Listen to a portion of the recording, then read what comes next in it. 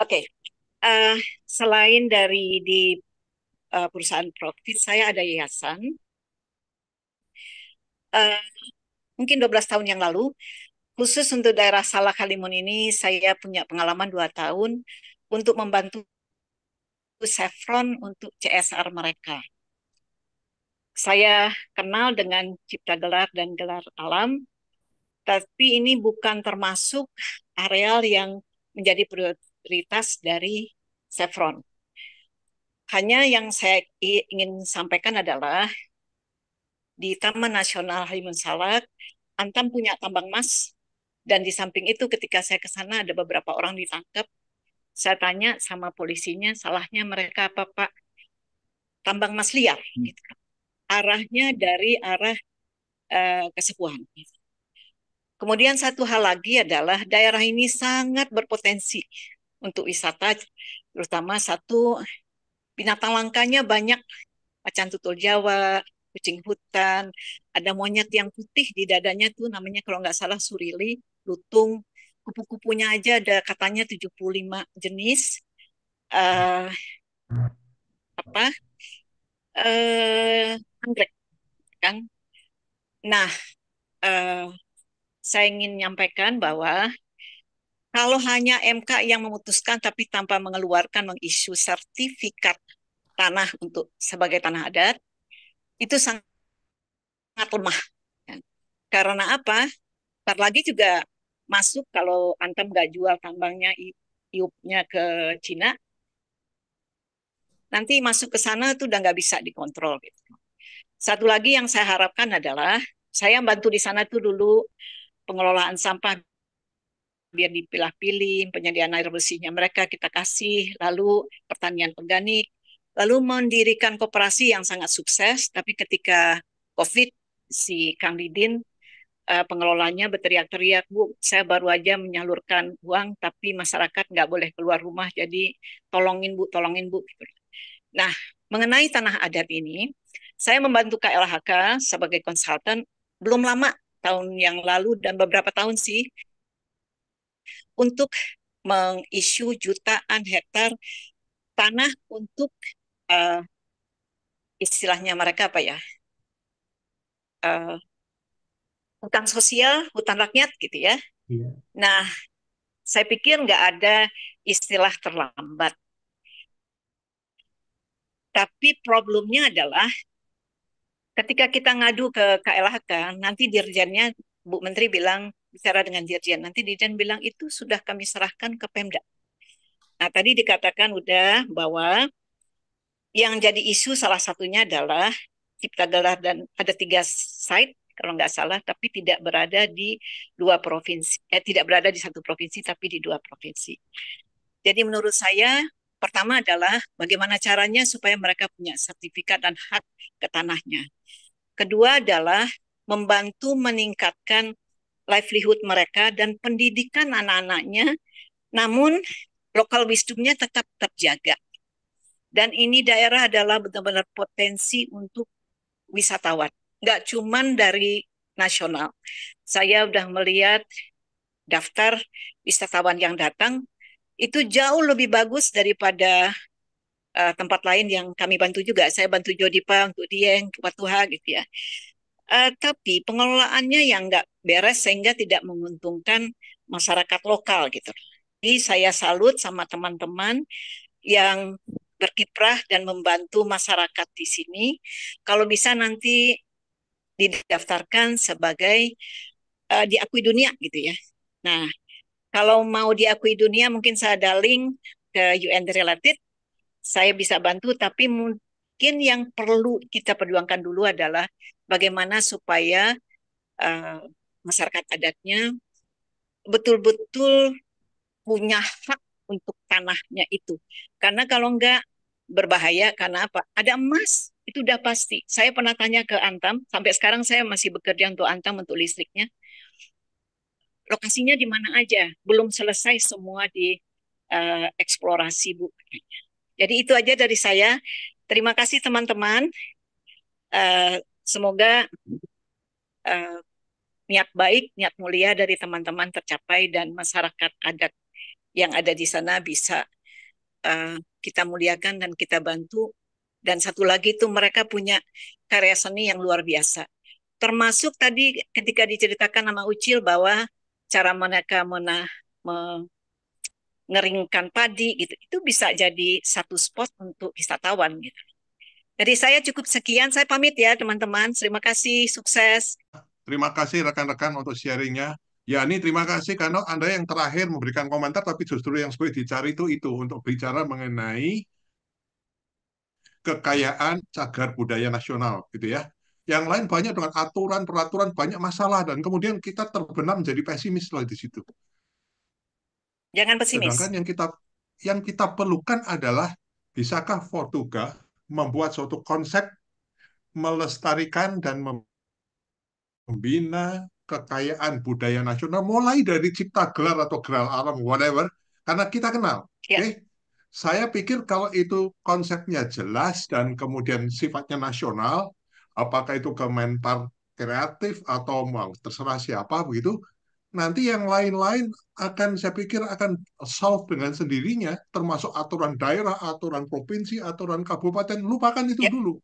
Konsepnya jelas mau ngapain. Itu yang menurut saya kita harus lakukan dulu, ya, supaya kemudian kalau pilot dari gelar alam ini jadi sebagai suatu proyek nasional yang sukses, eh, baru ngomong yang Aceh lah, Padang, Papua, terserah. Tapi kita butuh a success model yang kita kenal dalam 2 tahun sebelum kita menjadi terlalu tua, ya. Kemudian itu dia diadop sebagai proyek nasional untuk menggali lagi kekayaan budaya nasional yang lain, ya, gitu ya. Kita tidak punya sukses model sampai saat ini, isinya berantakan campur aduk karu-karuan. Thank you, ya. itu aja. Saya Tadi kan disebut ya kalau nggak salah lo atau Mas Abrar itu sebetulnya ada dua masyarakat adat yang secara hukum formal sudah diakui yaitu di Papua dan Sumatera Barat, benar ya? Itu iman yang tahu tuh. Ya, Itunya artinya ulayatnya, tanah ulayatnya. ya itu diakui di hukum formal dan itu kan sukses model. Kenapa nggak ikut itu? Kalau mereka bisa di Papua dan Sumbar di gelar alam ya ikut aja modelnya. Kenapa nggak? Aku masih agak ada yang miss lah Saya kira dengan itu pertanyaan Chris tadi bahwa kita tidak punya sukses model yang dimaksud sini adalah kekayaan budaya nasional yang kemudian membuat masyarakat ada itu sejahtera, kemudian Indonesia menjadi sejahtera gitu ya. Bukan soal hak ulayat diakui, itu bagian kecil sekali dari keseluruhan. Tapi mulainya kan dari situ, Chris. Iya. Mulainya dari konsep menurut saya bagaimana kita membangun suatu kekayaan budaya, cagar budaya itu menjadi sesuatu kekayaan yang sebenarnya. Iyalah. Artinya menghasilkan. Setuju, itu jangka panjang memang itu. Tapi yang pertama itu ya konsep wilayah hukum hak wilayahnya itu yang harus diakui dulu supaya nanti menuju jauhnya itu ke kesejahteraan tentunya begitulah. Gimana, Iman atau Ya, Abrar? gini, kita melihatnya gini, ada 3 aspek yang saya nangkepnya di Taman Halimun ini. Salah. Pertama, Taman Nasional Halimun itu sebagai sebenarnya aset yang paling kaya, punya kekayaan aset yang luar biasa kan. Tadi Bu Yani menceritakan kekayaan dari satwanya gitu, keanekaragaman satwanya itu aset yang harus, dan itu akan menjadi perhatian dunia menurut saya. Yang kedua itu cagar gelar alam sendiri itu punya aset yang harus kita jaga karena punya kearifan-kearifan yang bisa kita angkat gitu ya sebagai yang kedua ketiga itu kekayaan sumber daya alamnya tadi emas itu. Nah dari 3 ini mana dulu sebetulnya ya, atau Bob nggak bisa jalan semuanya sama menurut saya, ya jalannya kemana gitu. Sementara kita misalnya eh, cagar alamnya Taman Halimun itu dengan kebebasan dari masyarakat adat itu pindah-pindah atau menempati itu juga akan mengganggu gitu. Nah ini lokalisirnya gimana ini yang ada apa masyarakat adat ini lokalisirnya.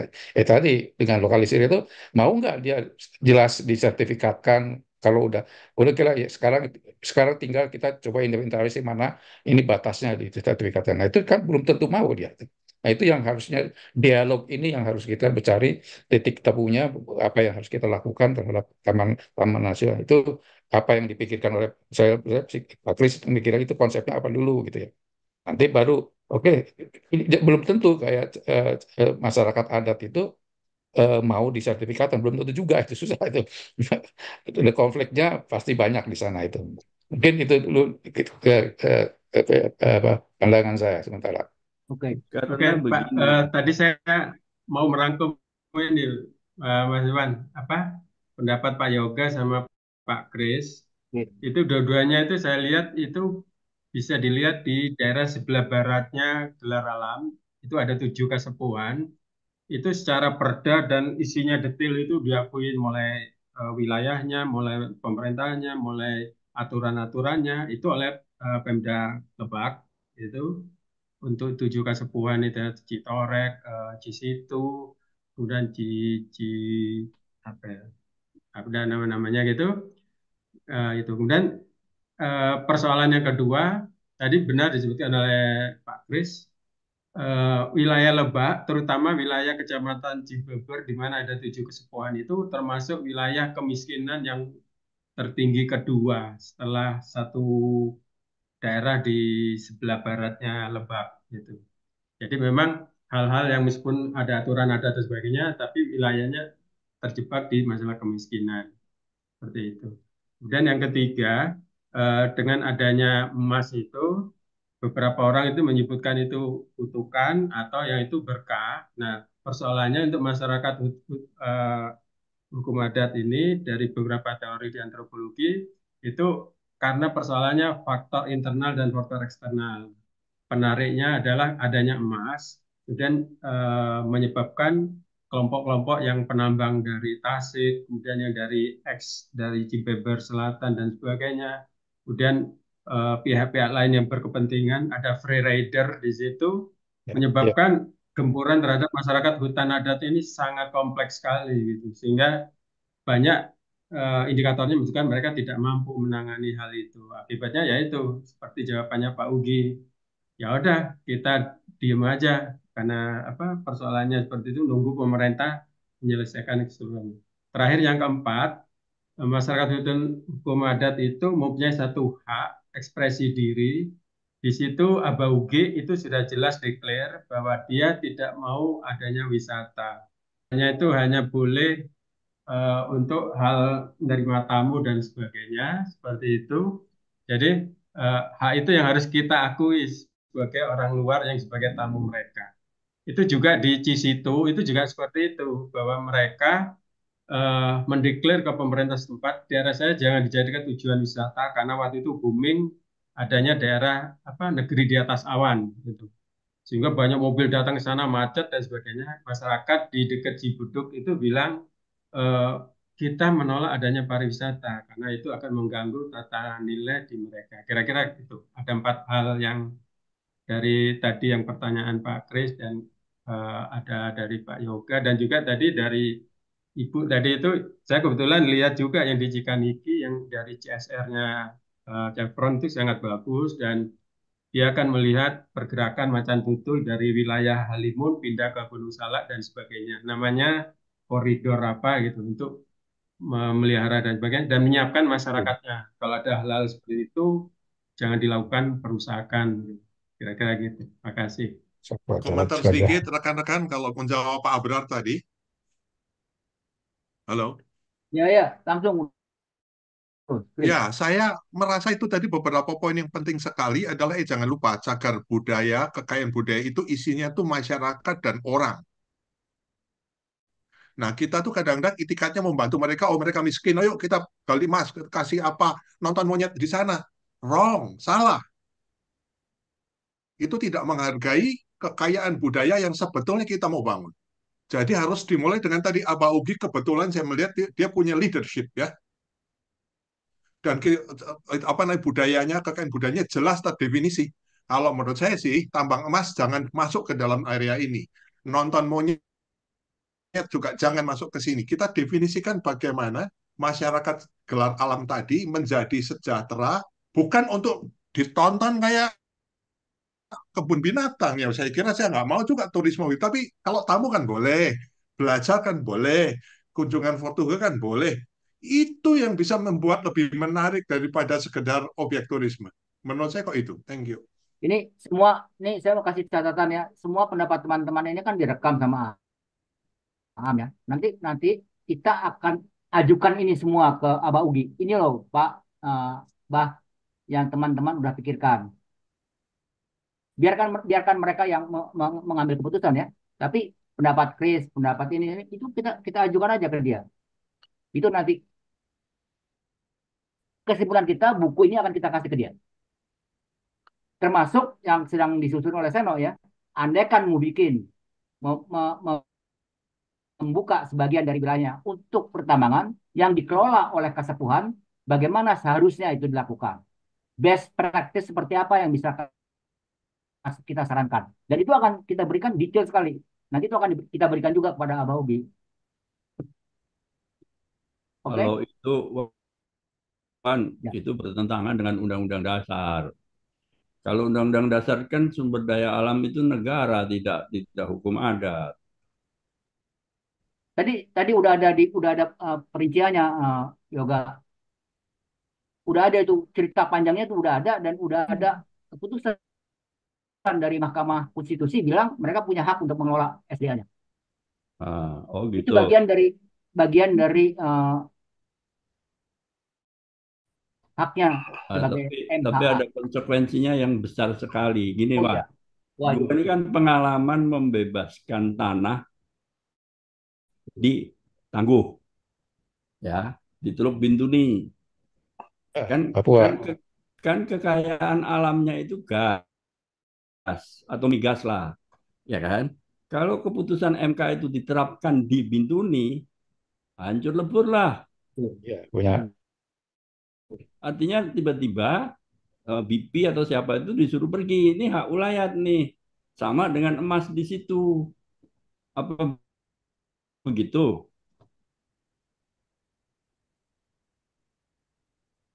Iya, harus duduk bareng karena kita lihat cagar masyarakat adat penting, pertambangan juga dalam tanda petik ya, sejauh mana kita bisa ngelola itu. Kemudian juga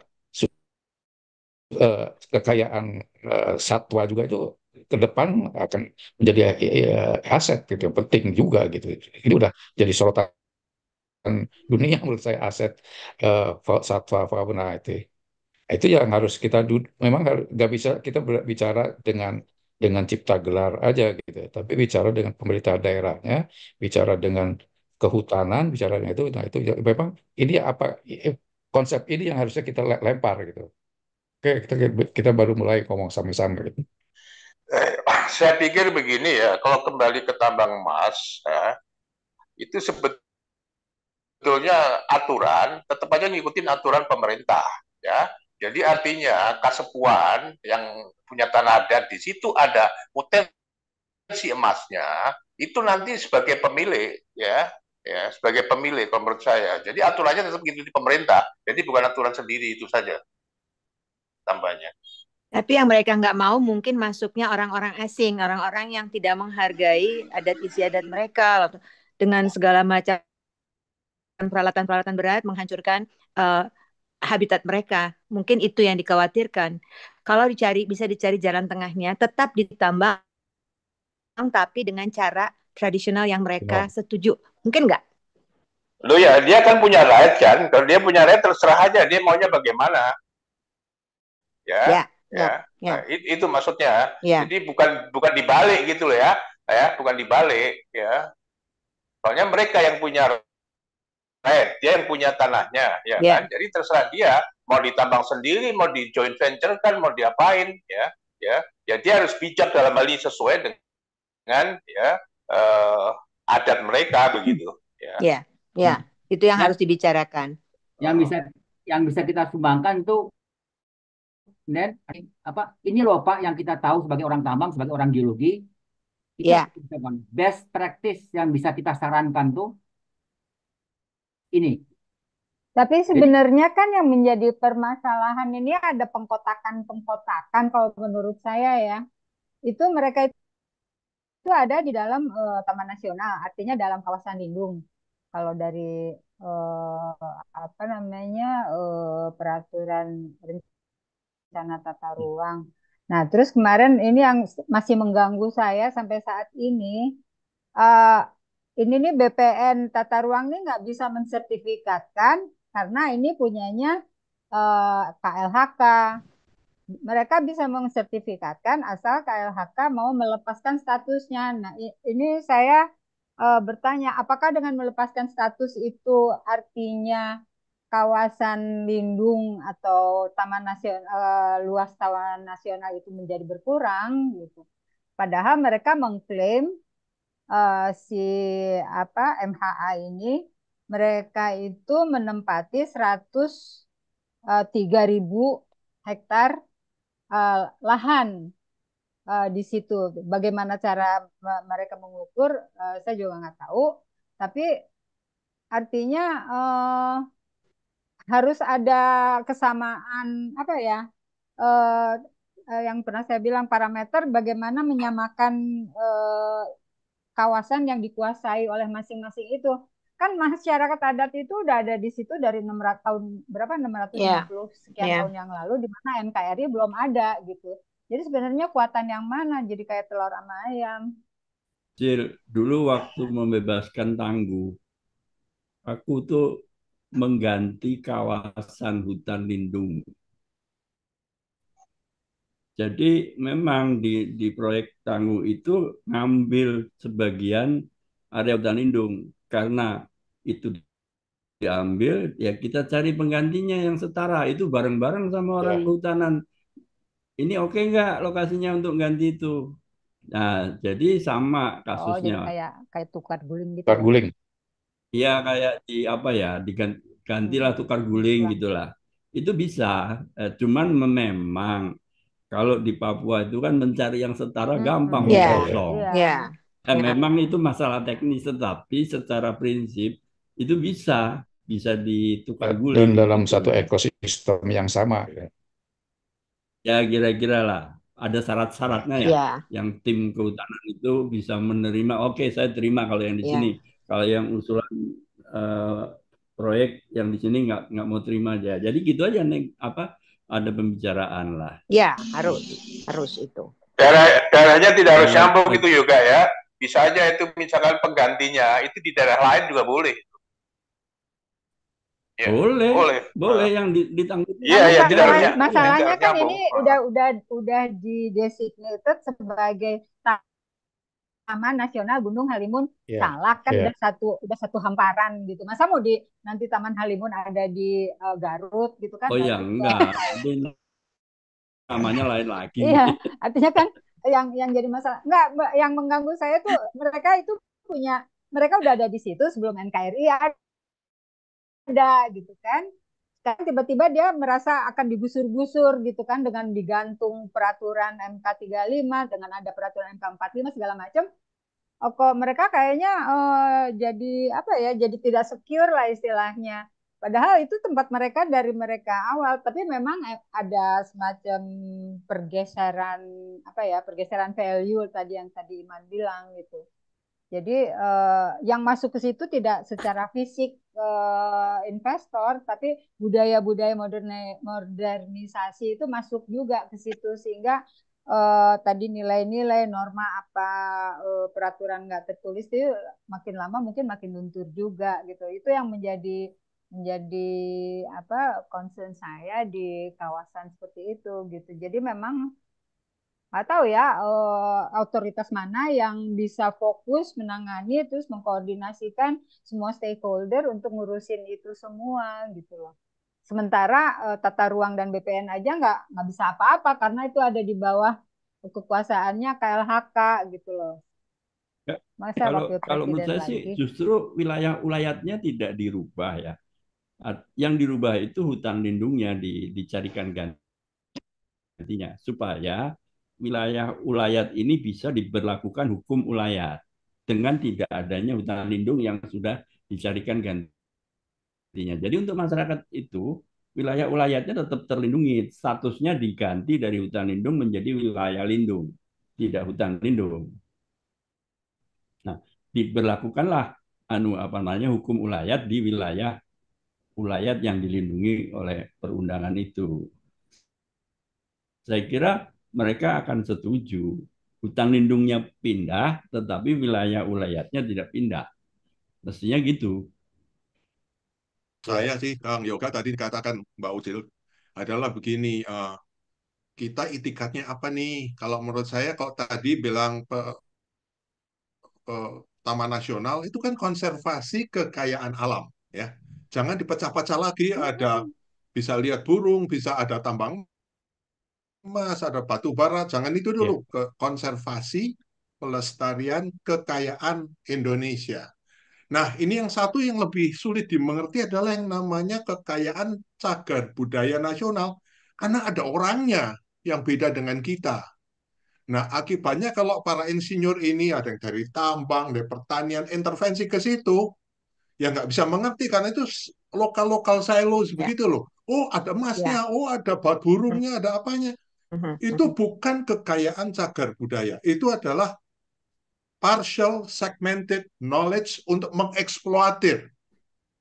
Yang kita harus lakukan adalah pelestarian, menjaga kekayaan budaya yang dalam hal ini kalau alam apa tadi, gelar alam, itu adalah budaya manusia, tradisi, kearifan lokal yang kalau kita jaga menjadi suatu nilai kekayaan. Apakah itu dikunjungin turis, apakah mereka menjadi sejahtera, atau apapun. Tapi jangan dipotong-potong, ada emasnya, ada ininya, ada hutannya, ada apa. Nggak bisa dong. Saya kira kalau itu akan rusak semua. Chris, gini ya. Waktu kita datang 10 tahun yang lalu, Ugi itu bilang, Abah Ugi itu bilang sama kita tentang penambangan emas sudah marak, tapi belum di dalam cagar alam, di Kasipuan yang lain. Dia bilang gitu, itu mah ronggeng gunung kan. Ronggeng gunung kan artinya tukang nandak gitu, semi pelacur itu, yang ada di gunung-gunung. Dia menganggap rendah itu dan menganggap enteng. 10 tahun kemudian kita datang, Ugi bilang gini sama kita malam-malam. Ya daripada orang-orang itu mencuri, biarlah mereka ikut penambangan. Jadi buat dia ini sesuatu yang tak terelakkan. Kedatangan tambang-tambang ini sudah tak terelakkan. Soalnya bagaimana kita mesti menghadapi mereka, ya, bukannya mengundang mereka, menghadapi mereka dengan kebijakan-kebijakan, pengetahuan-pengetahuan yang kita bisa, yang kita Portugal maksudnya bisa sumbangkan. Itu loh, Chris. Ini ya, setuju. Jadi tantangan kita sebagai petambang, ahli tambang, bukan untuk mendorong tambang yang lebih bagus, tapi bagaimana supaya mereka punya alternatif menggunakan kekayaan budaya mereka supaya mereka lebih sejahtera, tidak harus pakai menggali-gali. Bukan. Yang dihadapi oleh Ugi itu setiap saat bisa orang datang dan menggali, bisa itu. Ya, itu udah terjadi di Kasipuan-Kasipuan yang lain. Ya karena mereka tidak dilindungi hak budayanya. Teritorialnya harus dijaga. Anda perhatikan tadi contoh dari siapa itu yang Amish Society yang di Amerika, ya, mobil nggak boleh masuk, pakaiannya ajaib, menarik dan mereka sejahtera, cantik, bisa tuh, cantik. Makanya kenapa kita nggak bisa seperti itu? Atau yang contoh itu yang suku Masai Mara itu di Taman Nasional tuh, di Taman Nasionalnya itu.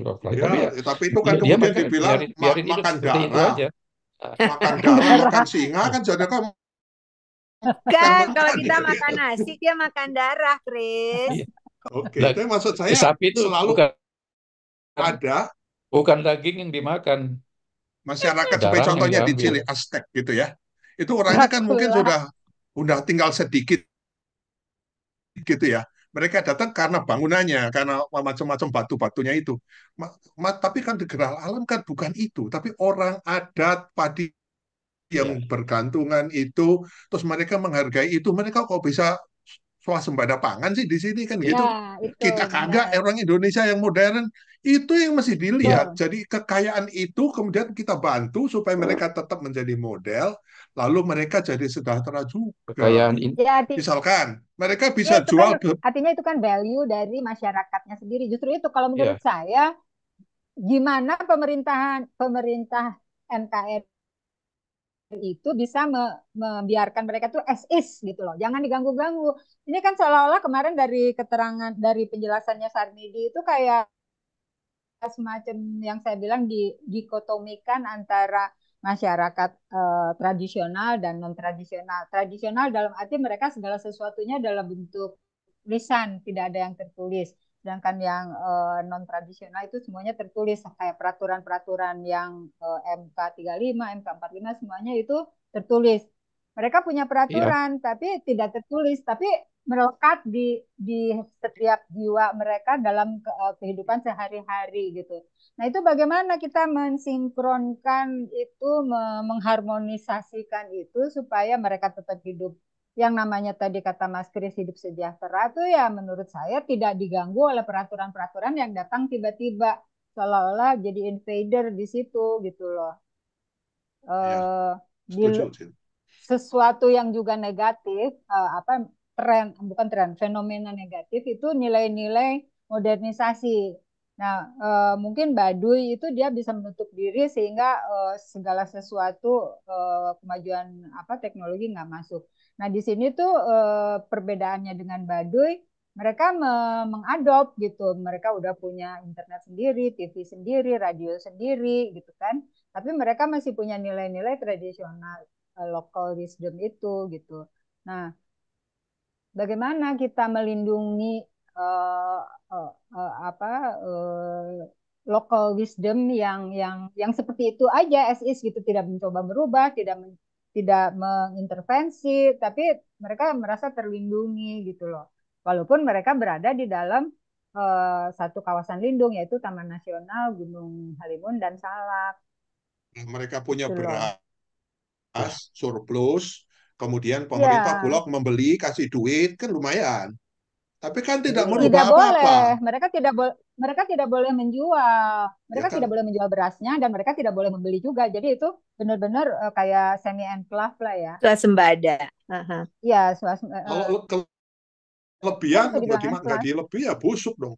Enggak, iya, Cil, itu justru adanya leit-leit itu enggak itu kan tadi dibilang tuh bisa menghidupi 20.000 penduduk dalam 10 tahun gitu sekali panen dalam panen raya yang tahun 2017 itu gitu loh. Itu membuktikan bahwa mereka emang udah nggak perlu lagi bantuan dalam hal beras, tapi dalam nilai-nilai yang dalam apa ke aset-aset yang lain, maksudnya kebutuhan yang lain kita nggak tahu. Pendidikan mereka punya SD, mereka punya SMP gitu kan. Terus kalau aku lihat orang-orangnya, mereka tuh bukan orang-orang yang tampak apa kosong itu, mereka tuh setiap individunya tuh kayaknya mikir gitu loh. Jadi menurut saya itu value yang harus dipertahankan ya, yang harus dilindungi lah. iya, iya, iya, Cil. Jadi intangible asset ini kan harus kita angkat ya. Harus kita angkat. Yang sekarang perhatiannya itu baru tingkat di kabupaten atau kabupaten atau Nah, iya, beda kayaknya provinsi. PR-nya di Nah, situ. Tadi yang Mas Abrar iya, bilang kan itu ada di 2 provinsi, sehingga harus diangkat ke tingkat nasional iya, gitu beda kan. beda yang Ya. Palipuran yang di Bali itu sama intangible asset juga yang punya di Bali di ini di Cagar apa gelar alam seperti itu di Palipuran di Bali juga. Tapi Bali berhasil diangkat oleh nasional, kemudian diangkat bahkan jadi keputusan UNESCO. Nah ini usaha kita tuh itu Ya, gitu untuk kayaknya yang sih di ke arah gelar situ alam. benar. Ini baru di tingkat kabupaten aja. Yang saya tahu hanya kabupaten aja yang meng- meng- memperhatikan gitu. Tapi provinsi masih cuek. Nah itu yang harus kita kemas untuk itu. Betul, betul. Oh gitu ya. Baduy dijadikan suku Amis tuh gimana caranya? Ya, Del aja ya, Ya, artinya apa, Del? bahwa kekayaan budaya itu, tradisi itu bisa jadi kesejahteraan. Bagi mereka, bukan bagi kita. Kalau Iya, berasnya mau dikasih ke kita, bantu kita kurang beras, ya boleh-boleh aja. Kalau nggak Iya, boleh, ya kayak seperti tadi tambangnya Pak apa nggak boleh bilang Mas Sumardiman.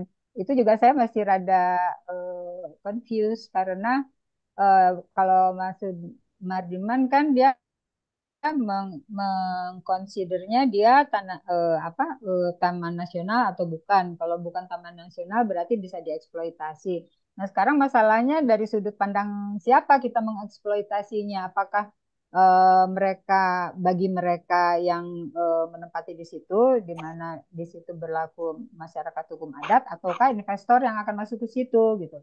Tapi ini kelihatannya udah terjawab kemarin waktu diskusi sama Seno karena ada yang namanya kawasan pertambangan rakyat ya, Mas Sumardiman ya. Wilayah pertambangan. Ya betul. Ya, yang penting begini saja seperti yang saya bilang tadi ya. Kalau misalkan sudah lepas dari Taman Nasional ya itu berarti hanya kasepuan ya, terserah kasepuan ya. Mau ditambang juga boleh, mau enggak juga boleh. Kalau misalkan mau ditambang juga mau kerjaan sendiri juga boleh, mau undang investor juga boleh. Itu hanya dia, soalnya investor juga nggak akan gedebuk langsung masuk ya tanpa izin daripada pemilik tanah, kan begitu kira-kira. Ya, jadi balik lagi artinya yang paling penting adalah memberikan pengakuan atas tanahnya itu kepada mereka kan, kepada komunal tadi yang seperti pernah kalau nggak salah Iman pernah menjelaskan apa namanya ATR BPN itu bisa memberikan sertifikat komunal ya, sertifikat komunal asal di luar kawasan lindung, ya atau taman nasional, pokoknya yang di bawah kekuasaannya KLHK. Masalahnya si Cipta Gelar atau Gelar Alam ini berada di dalam kawasan nasional sehingga si ATR sendiri juga nggak bisa ngapa-ngapain kumahata. Iya betul memang. Jadi emang tahapan pertama ya itu tadi ya taman nasionalnya harus digeser atau dipindah ya. No choice, kalau itu no choice gitu. Mbak Ucil, saya ngasih contoh di Taman Halimun Salak itu pola okupasi oleh kelompok-kelompok yang disebut Bang Sarmidi itu sehingga wilayah Taman Nasional itu berkurang. Salah satunya itu kawasan Salak Endah di sekitar Gunung Bunder itu bisa keluar hampir 12.000 hektar, kemudian berubah menjadi resort-resort yang dikelola oleh orang-orang tertentu untuk jadi tempat wisata. Dan akhirnya mereka yang salah yang mereka itu siapa gitu yang memberi izin gitu kan, sementara orang yang udah di situ seumur dari 650 tahun sekian lalu kok malah jadi tergeser gitu, bukan jadi, tergeser terancam. Biasanya mereka mengajukan ke Badan Inventarisasi Kehutanan yang di Bogor itu alasan kenapa daerah ini dikeluarkan dari Gunung Salak. Pertama, hutannya sudah apa seperti itu. Dan yang kedua, ada beberapa pemukiman yang dulu sebelum masuk Taman Nasional adalah memang hutan produksi. Jadi mereka bermainnya di data dan seolah-olah ilmiah untuk mengajukan pelepasan dari Taman Nasional. Ini juga ada di wilayah timurnya Gunung Salak, itu juga besar sekali. Tadinya yang kebun nanas itu sudah berubah jadi perumahan cottage juga yang untuk the have gitu bisa dilakukan. Nah, untuk yang di Gunung Halimun ini, Bang Sarmidi juga mewaspadai orang-orang yang seolah-olah menjadi sahabat dari masyarakat adat ini, tapi di baliknya itu ada unsur bisnis memang. Kita lihat memang beberapa pertanian di sekitar dekat Gelar Alam sendiri itu sudah teknologi tinggi itu untuk pertaniannya itu, dan cenderung sekarang jadi intensif. Padahal di kesepuan yang satunya itu mereka punya konsep utama masyarakatnya mengambil secukupnya dari kawasan itu. Nah, kalau yang tanaman di sekitar yang kita lihat itu udah tanaman modern, pertanian modern yang cenderung itu produktifnya massal gitu dan profit. Iya, sangat profit. Dan kita belum foto. Dia bilang daerah ini daerah rawan konflik kepentingan. Itu ya harus pasti. Hak ulayat itu ya, apakah ada disclaimer bahwa kalau tanah tersebut diperlukan untuk kepentingan publik, apakah pemerintah berhak untuk melepas sebagian dari hak itu gitu. Umpamanya untuk jalan. Seperti di Sumatera Barat nih, kampung Herman Daniel tuh jadi hambatan tuh gara-gara tanah wilayah itu gitu. Nah, Makanya gimana tol teman? tol di Sumatera Barat susah ya. Hmm. Iya itu pasti kan hak ulayat dan hak masing-masing individu kan. Kalau begitu hak ulayat harus diomongin dengan secara ulayat kan. Persoalannya itu Ya, yang tapi maksudnya ada bisa, disclaimer nggak semua di dalam bisa, pemberian hak itu gitu? bisa. Rasa bagus ya Boleh, tadi. Pak. Jadi ada dua outputnya nih. Yang pertama kan buku. Itu kan udah jalan ya Wan. Dan udah ada target date. Itu lebih fokusnya ke ekspedisi. Masalah-masalah yang kita hadapi. Dan sebagainya. Yang khusus untuk gelar alam saya rasa bagus sih ditindaklanjuti. Apa nih yang menjadi rekomendasi Fortuga dengan melihat berbagai aspek yang ada. Itu pasti akan makan waktu lebih banyak sih, tapi harus jelas gitu. Itu menarik sih ya, menantang Iya, untuk kita. Ya, ya. iya, Karena banget. Ya, karena kalau membayangkan gelar alam 10 tahun yang akan datang ya, kalau tidak tidak melakukan apa-apa, ini seperti kesepuan yang di atasnya akan banyak tambang-tambang gitu ya, dan akan banyak polusi-polusi cyanida dan Betul. merkuri itu. Itu udah Betul. dipelajari sama si Abrar tuh, iya. menarik. Dan Tuh. itu saya rasa ya, itu yang menghantui Abah Ugi. Mhm, Betul. Dia tidak mau kesepuhannya mhm, jadi seperti itu. mhm.